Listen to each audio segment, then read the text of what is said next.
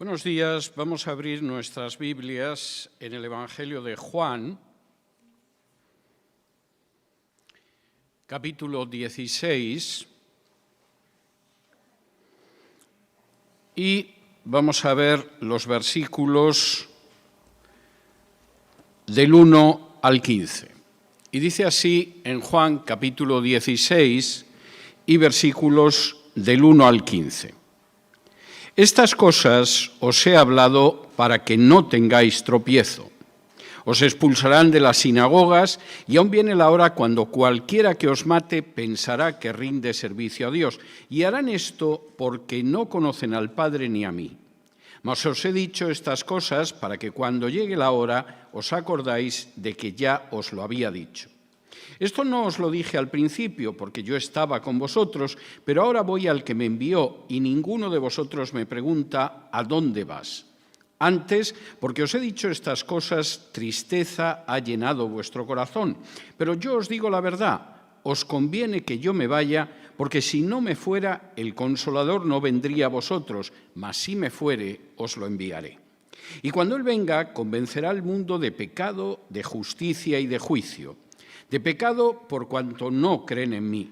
De justicia, por cuanto voy al Padre y no me veréis más. Y de juicio, por cuanto el príncipe de este mundo ha sido ya juzgado. Aún tengo muchas cosas que deciros, pero ahora no las podéis sobrellevar.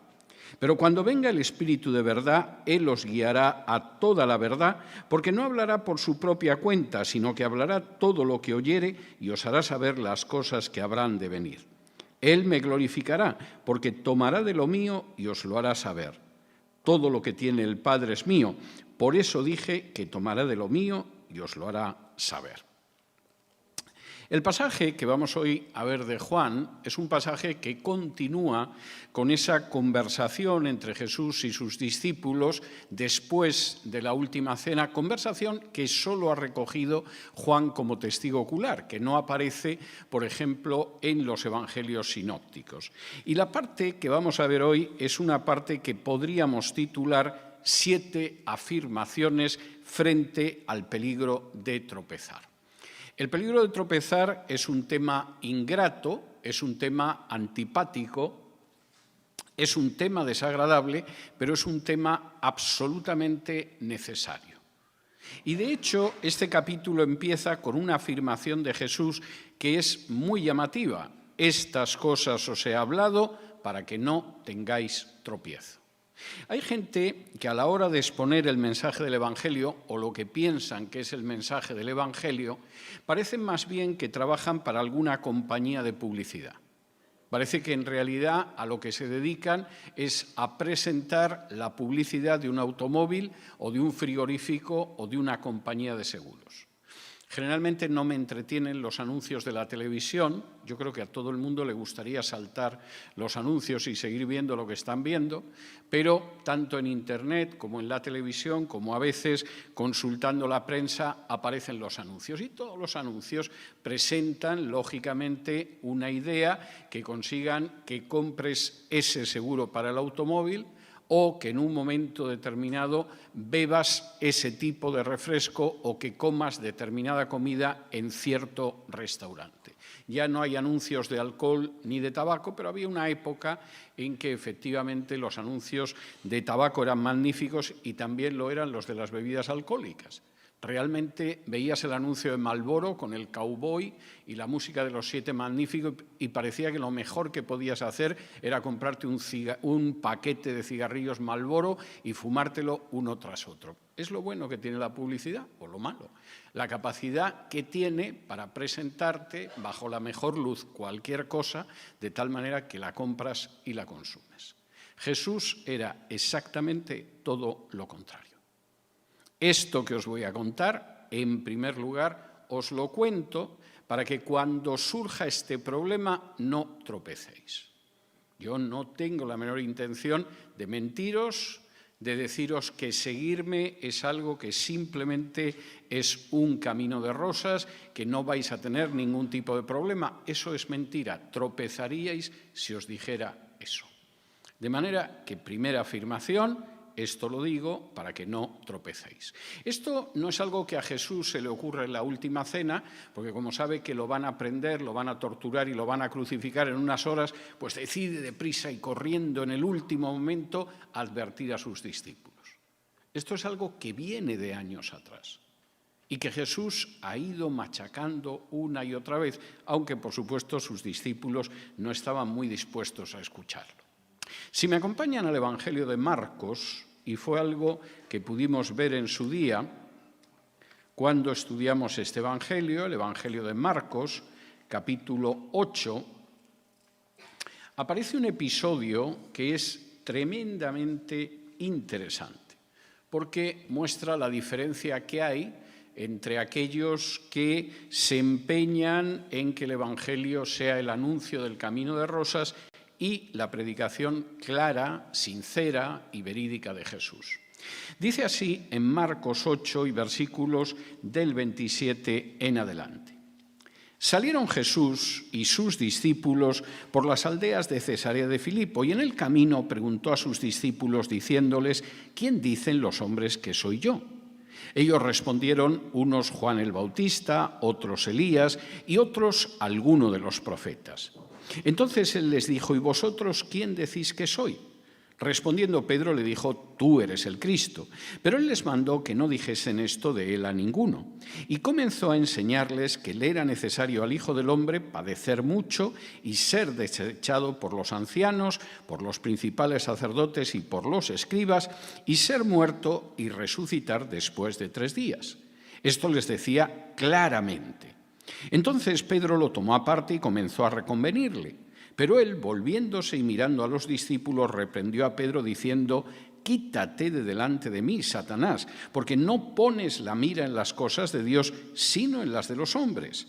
Y llamando a la gente y a sus discípulos les dijo: si alguno quiere venir en pos de mí, niéguese a sí mismo y tome su cruz y sígame, porque todo el que quiera salvar la vida la perderá, y todo el que pierda su vida por causa de mí del Evangelio la salvará. Porque ¿qué aprovechará al hombre si ganare todo el mundo y perdiere su alma? ¿O qué recompensa dará el hombre por su alma? Porque el que se avergonzare de mí y de mis palabras en esta generación adúltera y pecadora, el Hijo del Hombre se avergonzará también de él cuando venga en la gloria de su Padre con los santos ángeles. El episodio es un episodio tremendamente importante. Jesús ha llegado a Cesarea de Filipo. Cesarea de Filipo era una localidad que estaba justo donde acababa el mundo judío y empezaba el gentil, o donde empezaba el gentil y acababa el judío. Casi te podías colocar en Cesarea de Filipo y un pie estaba situado en el mundo gentil y otro pie estaba situado en el mundo judío.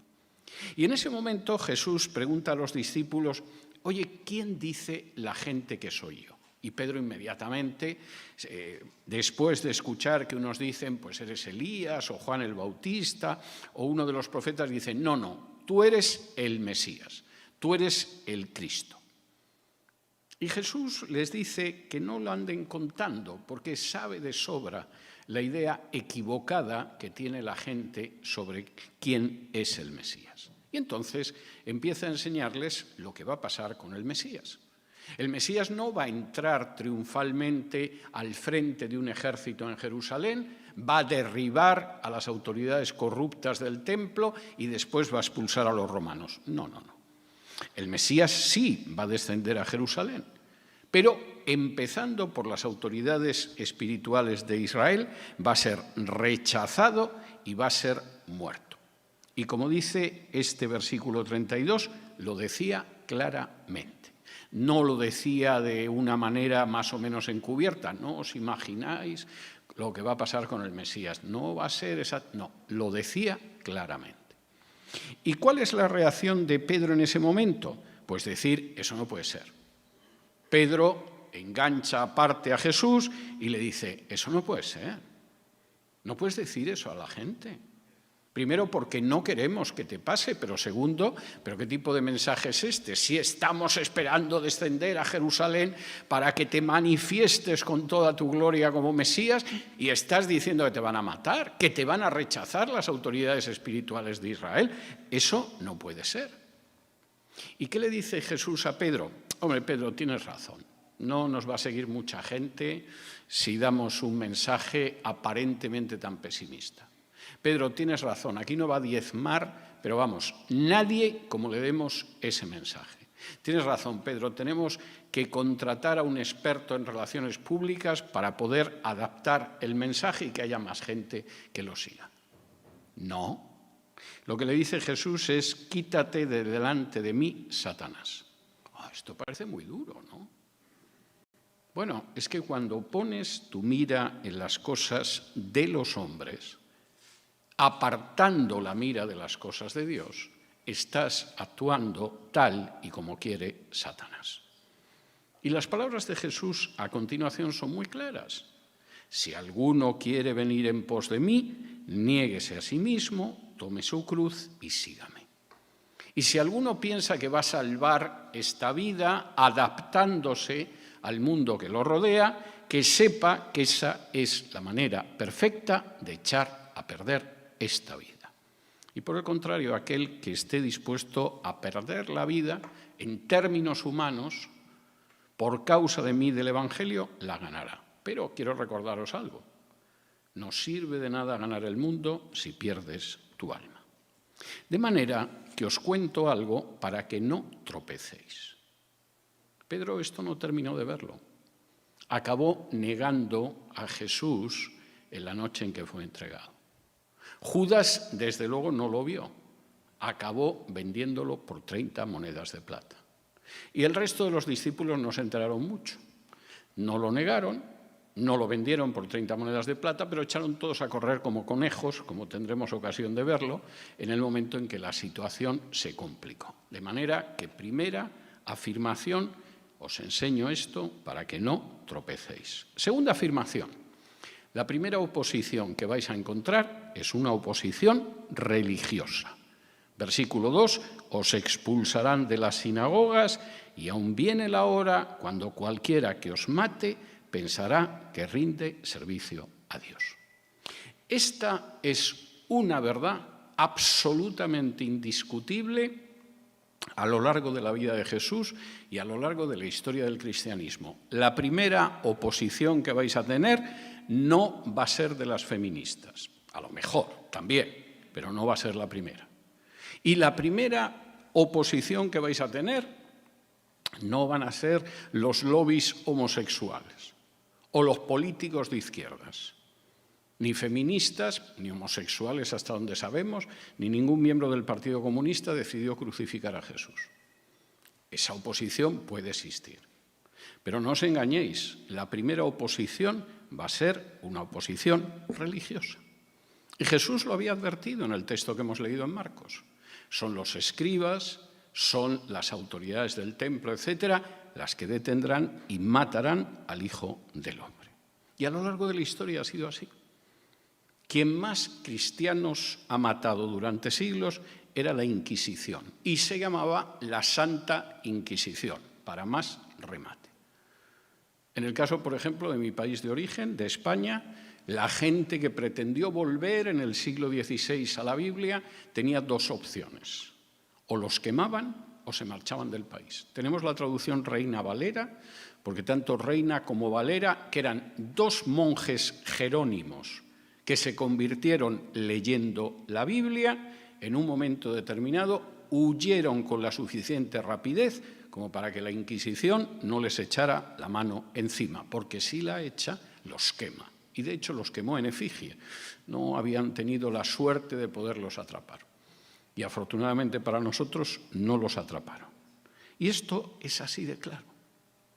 Y una persona, como es mi caso, que se tiene que mover mucho en las redes sociales, y de hecho me estoy moviendo en las redes sociales a lo largo del día, pues por supuesto encuentro oposición de la gente más diversa. Pero la oposición más fanática, la oposición más encarnizada, la oposición a veces más criminal, porque te desean literalmente que te peguen un tiro, es religiosa, no es política. Esta es una lucha de carácter espiritual y Jesús es muy claro. Ojo, van a empezar expulsándoos de las sinagogas. Pero después de eso, pensarán que si os matan están rindiendo un servicio a Dios. No es posible. ¿Cómo que no es posible? ¿Quién crucificó a Jesús?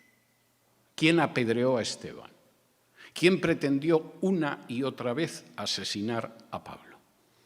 La primera oposición, no tropecéis, será religiosa, será espiritual. Tercera afirmación, os van a perseguir porque a pesar de que pueda ser gente religiosa, no conocen a Dios. Versículo 3, harán esto porque no conocen al Padre ni a mí. El hecho de que una persona en un momento determinado se presente como representante de Dios, pretenda que predica a Dios y persiga a los creyentes supuestamente en el nombre de Dios, no significa que conozca a Dios. Por el contrario, significa lo contrario. Si realmente conocieran a Dios, no estarían atrapados por el amor al dinero, porque sabrían que efectivamente de nada sirve ganar el mundo si pierdes tu alma. Si realmente conocieran a Dios y a Jesús, no estarían atrapados por el deseo de poder, porque la enseñanza de Jesús es que Él no vino a que lo sirvieran, vino a servir y a dar su vida por los demás y espera que nosotros actuemos como Él. Y si realmente conocieran a Dios y a Jesús, no se moverían guiados por las apariencias. Porque como dice el inicio del capítulo 53 del libro del profeta Isaías, hablando de la actitud de los judíos hacia Jesús, no lo hemos aceptado porque su apariencia no es atractiva. No había nada que nos llevara a considerarlo atractivo. Os perseguirán, pero porque no conocen a Dios.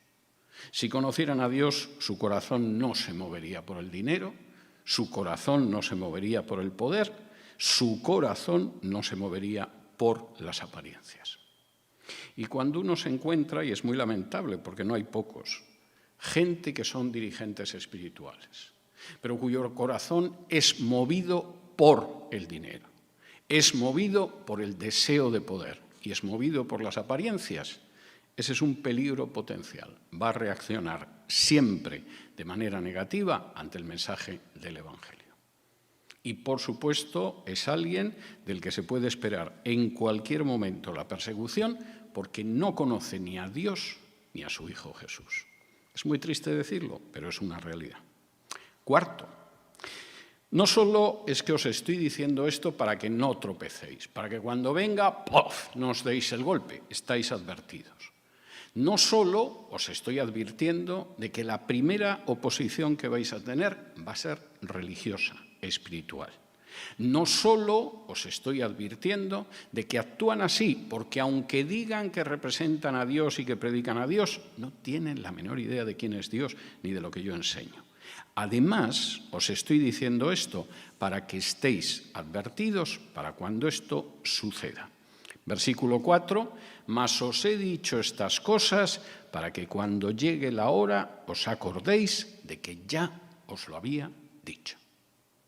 Hay gente que cae por la sencilla razón y tropieza de que no tiene una enseñanza espiritual correcta. Yo recuerdo una vez escuchar a una señora, no sé si seguía creyente o no, pero tenía una visión teológica bastante desviada, fruto de estas enseñanzas que decía, es que para mí la vida espiritual es tener todo pagado y cuando venga el arrebatamiento, que Cristo me lleve. Bueno, como forma piojosa de vida espiritual, se me ocurren pocas a la misma altura. Mi vida espiritual no es caminar en Jesús. Mi vida espiritual no es el hecho de ir creciendo en los frutos del Espíritu. Mi vida espiritual no es que nos amemos unos a otros. Mi vida espiritual no es ser testigo de Jesús. Es tener mis facturas pagadas y en un momento determinado va a venir Jesús, nos arrebata y adiós muy buenas. Es lamentable una visión así de carácter espiritual. No se parece nada. No tiene punto de contacto con la predicación de Jesús, que habla de seguirme cada día, de negarme a mí mismo, de reconocer como mi Maestro y Señor a Jesús. Y claro, cuando tú tienes esa visión espiritual, si un día no puedes pagar una factura, O de pronto el arrebatamiento no se produce cuando el charlatán, embustero y falso profeta de turno ha anunciado que se va a producir. Entonces de pronto te sientes desorientado, te sientes desconcertado y tropiezas espiritualmente. Cuando llegó el año 1975, y les voy a explicar por qué hablo de este año, yo todavía no era creyente, pero formaba parte de los Testigos de Jehová. Y supuestamente en 1975 iba a acabarse este sistema de cosas. Cuando llegara el otoño, a todos los falsos profetas parece ser que tienen fijación con el otoño, pues resulta que iba a volver Cristo, iba a llegar Cristo, y entonces se iba a acabar este mundo, bueno, después de la batalla de Armagedón y todo este tipo de trámites necesarios. No hace falta que les diga que llegó el otoño de 1975 y que no pasó nada, absolutamente nada, de lo que estos falsos profetas, igual que otros falsos profetas actuales, habían profetizado. Y como la gente no estaba centrada en la enseñanza de la Biblia, sino en el anuncio de que de pronto todo iba a venir y se iba a instaurar un paraíso en la tierra, etcétera, etcétera, y no vino nada de esto, pues hubo muchísima gente que se fue. No es una desgracia marcharse de los Testigos de Jehová, en realidad es una suerte. Pero cuando uno supuestamente está en el Señor y de pronto se produce un cambio porque te han predicado algo que no es el Evangelio, sino otro Evangelio, y tropiezas, es una desgracia. Y Jesús dice, yo os lo he dicho, y os lo he dicho para que cuando de pronto encontréis dificultades en esta vida, cuando encontréis que hay gente que espiritualmente os aborrece porque habláis del Evangelio, cuando os encontréis con situaciones de persecución por parte de gente que se supone que cree en Dios, cuando veáis que hay gente que porque sois fieles precisamente os odia, no tropecéis, acordaos de que ya os lo había dicho. Y esto es algo tremendamente importante. Quinto, no estáis solos en medio de esas malas situaciones. No tenéis por qué tropezar, acordaos de lo que os he dicho, pero también sabed que no estáis solos. Y fíjense ustedes cómo semana tras semana, tras semana, tras semana, el mensaje de Jesús frente a la dificultad es siempre, no estáis solos. Y no estáis solos, no solo porque os tenéis los unos a los otros, de pronto todo el mundo se puede poner a correr y decir sálvese quien pueda y encontrarte solo, sino por el hecho de que yo no os voy a dejar solos, el Padre no os va a dejar solos, el Espíritu Santo va a estar con vosotros. Versículo 4 desde el final. Esto no os lo dije al principio porque yo estaba con vosotros. Pero ahora voy al que me envió y ninguno de vosotros me pregunta ¿a dónde vas? Antes, porque os he dicho estas cosas, tristeza ha llenado vuestro corazón. Pero yo os digo la verdad, os conviene que yo me vaya, porque si no me fuera, el Consolador no vendría a vosotros, mas si me fuere, os lo enviaré. ¿Tenéis tristeza? Os estoy contando que hay dificultades. Os estoy hablando de posible persecución. Os enfatizo que precisamente gente que es religiosa va a ir a por vosotros y la tristeza ha llenado vuestro corazón. Porque claro, todos preferiríamos que la gente nos aplaudiera, nos escuchara y nos invitara a cenar. No cabe la menor duda, es mucho más agradable que encontrarse con oposición. Pero Jesús dice, os lo he dicho siempre y además ahora me voy. Y esto no es malo porque no os vais a quedar solos.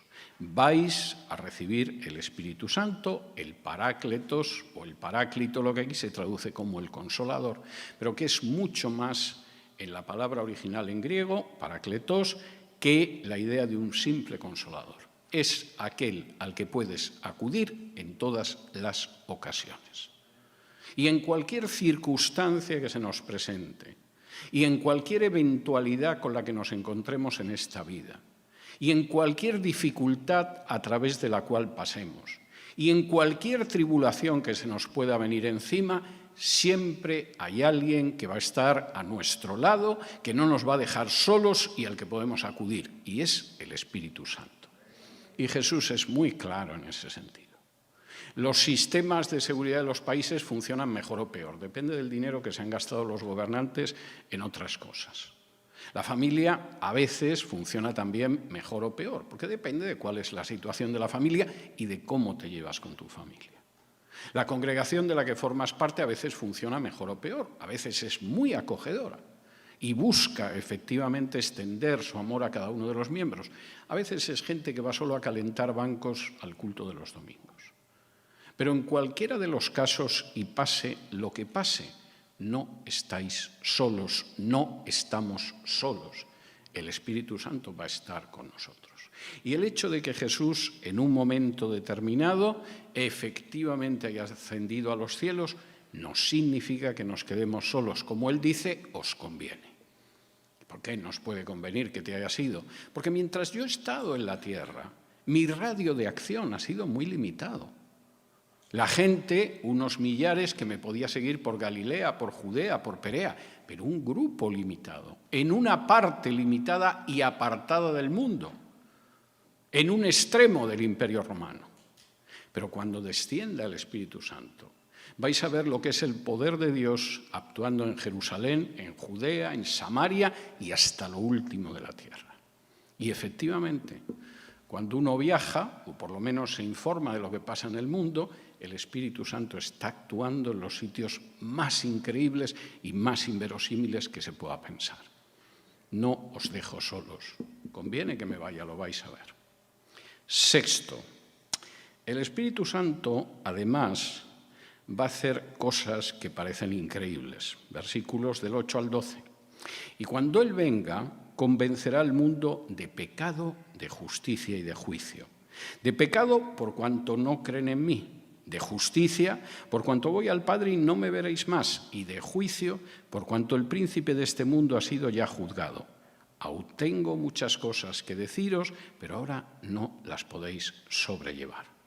Sexto, recordad que quien convence no sois vosotros.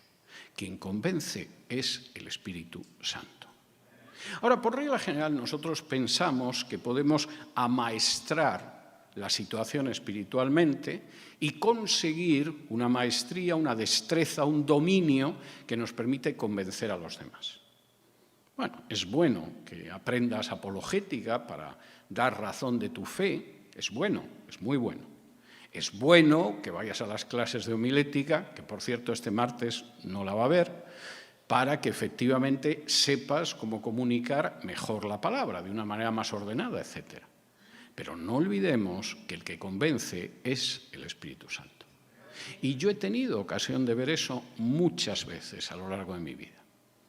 Yo recuerdo hace casi 50 años, cuando yo me convertí, como en una ocasión, y podría contar muchas experiencias de este tipo, me pidieron que fuera a dar testimonio a una muchacha que estaba estudiando con los testigos de Jehová. Como yo me había convertido y había salido de los testigos de Jehová, se suponía que era la persona idónea.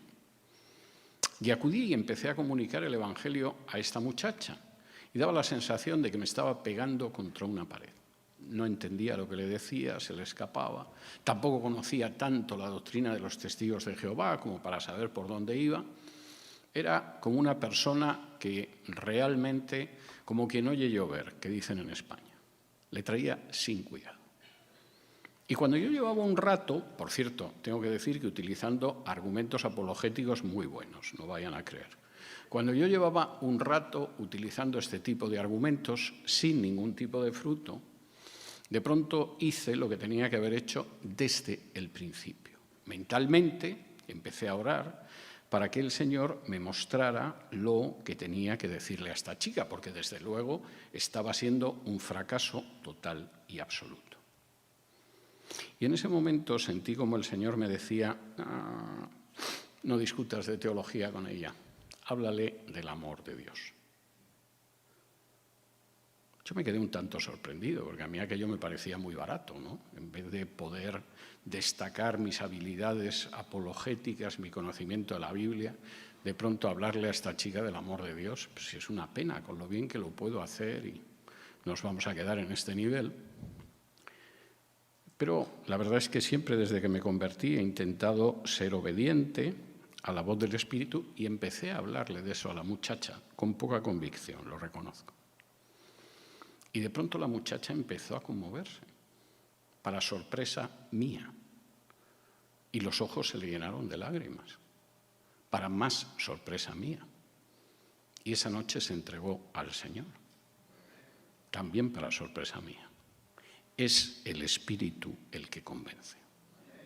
Y deberíamos recordarlo, y a veces, en vez de pensar tanto en nuestras capacidades humanas o sentirnos personalmente ofendidos porque no nos escuchan, deberíamos aceptar que el Espíritu, como dice Jesús en este mismo Evangelio, sopla hacia donde quiere y lo hace como quiere. Y es Él el que convence. ¿Y de qué convence? Fíjense las tres cosas de las que habla, porque son tremendas. Primero, convence de pecado. Y convence de pecado a la gente mostrando que al no creer en Jesús están en una situación de pecado. Algunos de ustedes saben que a veces es muy fácil convencer a una persona de pecado porque es consciente de la carga de pecado que lleva encima, pero otras veces la persona puede ser un criminal en masa y, por supuesto, no tener la menor sensación de que es un personaje que ha pecado. Hasta puede creer que es una bendición para su país y para el género humano. Quien provoca la convicción de pecado es el Espíritu Santo. Y el Espíritu Santo es el que también provoca la convicción de que la justicia se ha hecho. Como dice aquí, de justicia, por cuanto voy al Padre y no me veréis más. Cuando yo me vaya de aquí al Padre y no me veréis, es porque toda la justicia se ha ejecutado en la cruz del Calvario. Pero eso es el Espíritu Santo, el que convence a los corazones. Nosotros podemos actuar de canales del mensaje del Evangelio, debemos y tenemos que actuar como canales de ese mensaje, pero la convicción, quien la crea es el Espíritu Santo. Y el Espíritu Santo de pronto te muestra que la justicia de Dios no viene de nuestras obras, ni de nuestros ritos, ni de nuestros dogmas, ni de nuestras acciones, ni de nuestros rituales, ni de nuestros donativos. Viene de que Cristo murió en la cruz del Calvario, pagando por nuestros pecados. Tercero, el Espíritu Santo va a convencer también de juicio. ¿Por qué? Porque en la cruz el diablo es juzgado. Como vimos hace unas semanas, en el texto de Colosenses, Pablo dice que incluso en esa cruz los principados y las potestades fueron presentados como los cautivos de un general triunfante, la ceremonia del triunfo. Y si el diablo, que fue un ángel de primer, como mucho de segundo orden, y que lleva enredando en este mundo como padre de la mentira y homicida durante milenios, es juzgado y es derrotado. ¿Quién piensa que cualquier pecador, por muy importante que haya sido como pecador en esta vida, no va a recibir también el juicio de Dios? El Espíritu Santo convence y da convicción precisamente de pecado, de justicia y de juicio. De manera que si pasáis por una persecución, si se os opone la gente aparentemente más religiosa y más espiritual, no os preocupéis, porque el Espíritu Santo es el que crea la convicción de pecado, de justicia y de juicio. Y porque el resultado, por llamarlo de alguna manera, del mensaje que nosotros comunicamos, depende del Espíritu Santo. No de nuestra torpeza, porque aunque pensemos que somos grandes expositores, yo ya les adelanto a ustedes que no es verdad. Es verdad que hay mucho necio, mucho ignorante que se sube a un púlpito, no lo voy a negar. Pero no vayan ustedes a creer que incluso los grandes eruditos pueden llegar a lo que significa la convicción del Espíritu Santo. Como mucho pueden servir de cañería, de canal, para que el Espíritu Santo llegue. Pero nada más, nada más. Y ninguno de nosotros somos gente con un poder extraordinario de convicción. El que da la convicción es el Espíritu Santo y deberíamos empezar a reconocerlo. Séptima advertencia de Jesús, y es bastante clara. El Espíritu Santo os guiará a toda la verdad. Versículo 13, pero cuando venga el Espíritu de verdad, Él os guiará a toda la verdad, porque no hablará por su propia cuenta, sino que hablará todo lo que oyere y os hará saber las cosas que habrán de venir. Él me glorificará porque tomará de lo mío y os lo hará saber. Todo lo que tiene el Padre es mío, por eso dije que tomará de lo mío y os lo hará saber. Quien os va a guiar a toda la verdad es el Espíritu Santo. ¿Y cómo lo hace y cómo se ve? Bueno, primero lo hace porque el Espíritu Santo no va a hablar de su propia cuenta, sino que el Espíritu Santo os va a mostrar cómo responder incluso a los que engañan y persiguen a los cristianos, y lo va a hacer sobre todo a partir de su palabra. Si me acompañan a la segunda carta a Timoteo, capítulo 3, y la segunda carta a Timoteo es un texto importantísimo porque es una especie de testamento vital de Pablo. Pablo escribe la segunda carta a Timoteo a unos días, quizá a unas horas antes de que lo ejecuten.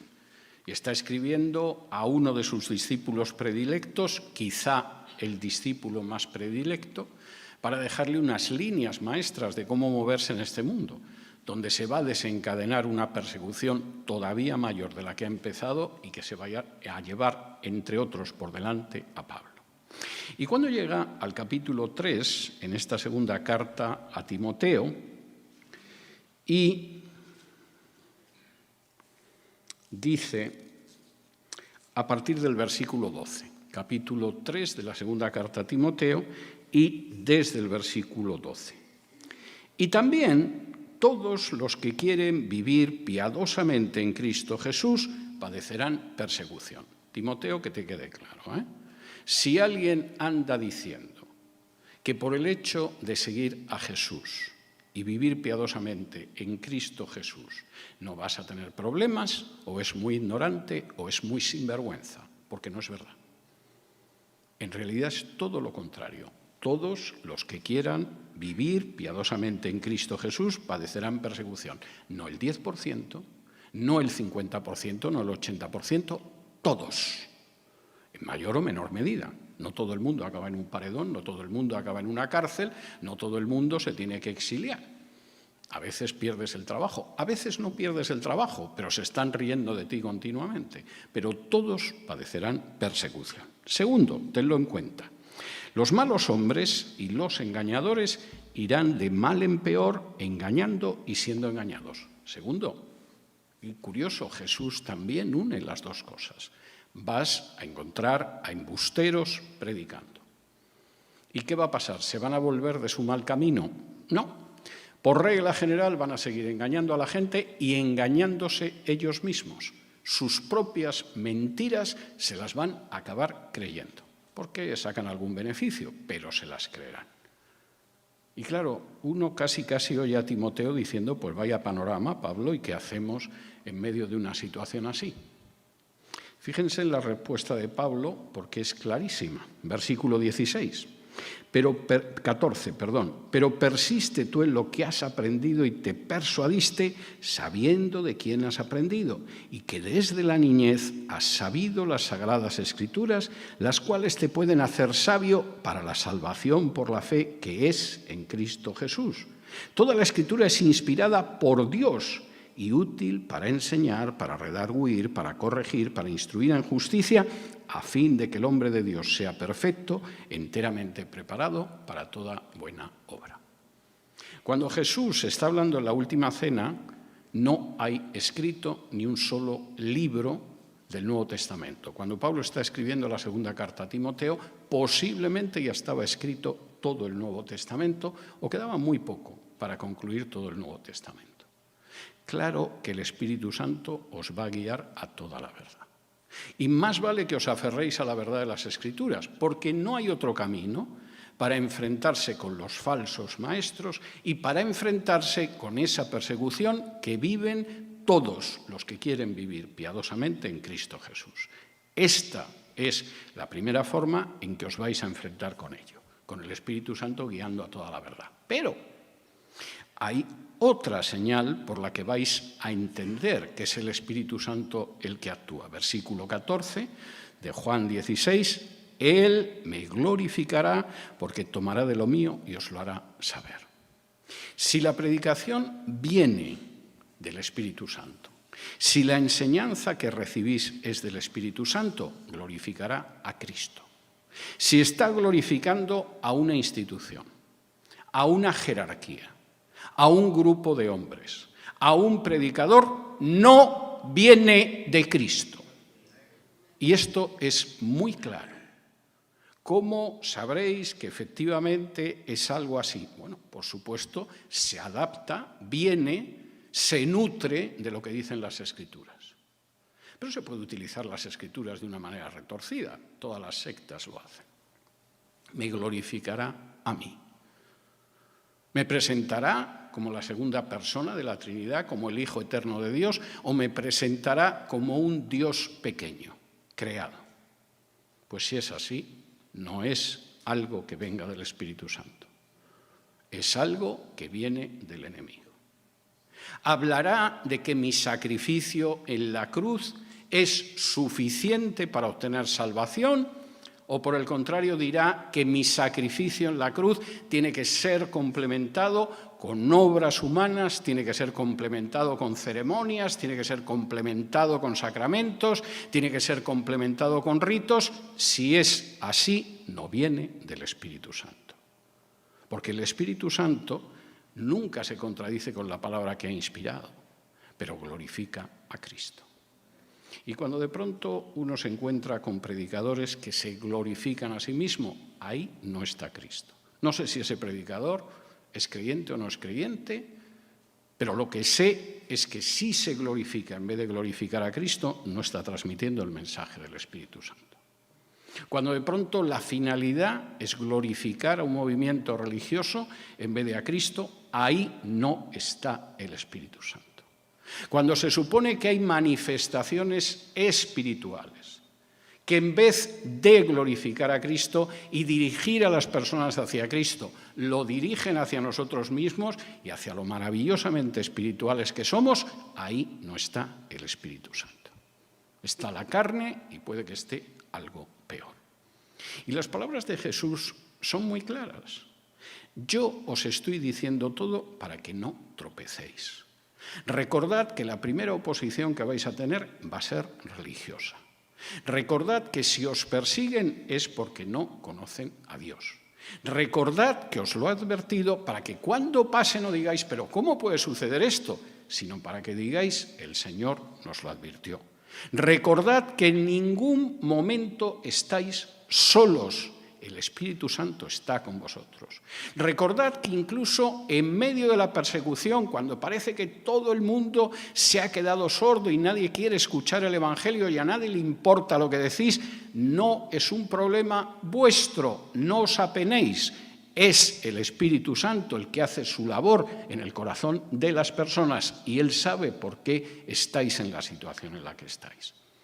Y recordad, en séptimo lugar, que es el Espíritu el que os va a guiar a la verdad. Que esa verdad la vais a encontrar en la palabra y que esa verdad la vais a distinguir en el hecho de que glorifica a Cristo. Bueno, enseñanza tremendamente práctica, me da la sensación. Y hoy, además, tenemos esta enseñanza que es enormemente práctica en medio de la celebración de la Cena del Señor. Si se fijan ustedes, hoy ha sido un día como para recordar cómo Dios cumple su palabra y cómo Dios actúa de manera continua de acuerdo al pacto. Los que hayan estado en el estudio del Génesis esta mañana recordarán cómo en el curso del estudio del Génesis lo que se ve es que Dios hace lo que dice que va a hacer.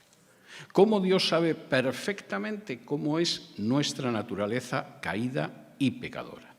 Y cómo al mismo tiempo, sin embargo, Él es fiel. Y es claro. Y cómo nos dice cómo vivir en esta vida de manera que le agrade y que sea mejor para nosotros.